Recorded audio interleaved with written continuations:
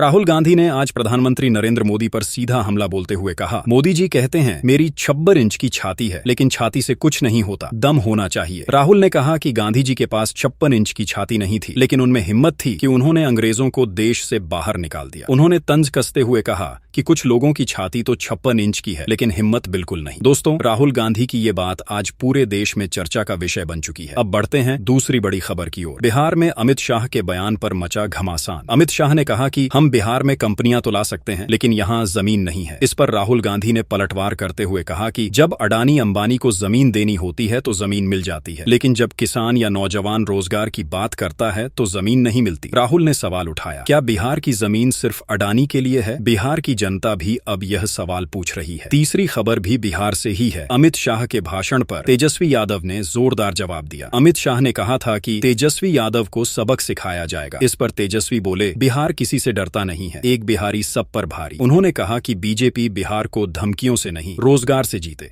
जनता का समर्थन तेजी से महागठबंधन की तरफ जाता दिख रहा है। अब चौथी बड़ी खबर, प्रियंका गांधी का बयान।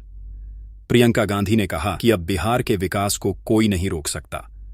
उन्होंने बढ़ती बेरोजगारी और महंगाई को लेकर सरकार पर निशाना साधा और कहा कि एनडीए ने बिहार को दलदल में धकेल दिया है, अब महागठबंधन उसे बाहर निकालेगा। पांचवीं खबर पर नजर डालिए। योगी आदित्यनाथ ने बिहार में बुलडोजर मॉडल का प्रचार शुरू कर दिया है। योगी बोले, बिहार में माफियाओं पर चलेगा बुलडोजर। उनके इस बयान से सियासी माहौल गर्मा गया है। महागठबंधन का कहना है कि बीजेपी बिहार को डराने की राजनीति कर रही है, जबकि असल मुद्दा रोजगार और शिक्षा है।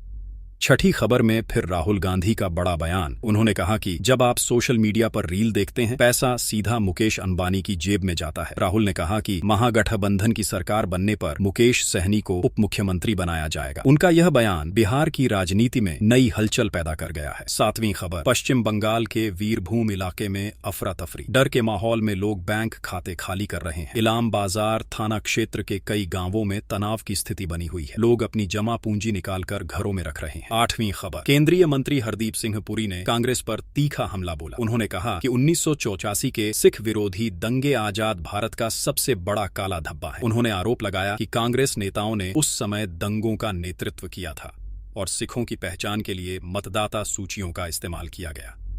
नौवीं खबर, बॉलीवुड के बादशाह शाहरुख खान का बर्थडे। शाहरुख ने 2 नवंबर को अपना 60वां जन्मदिन मनाया। देश विदेश से फैंस और सेलेब्स ने उन्हें शुभकामनाएं दी।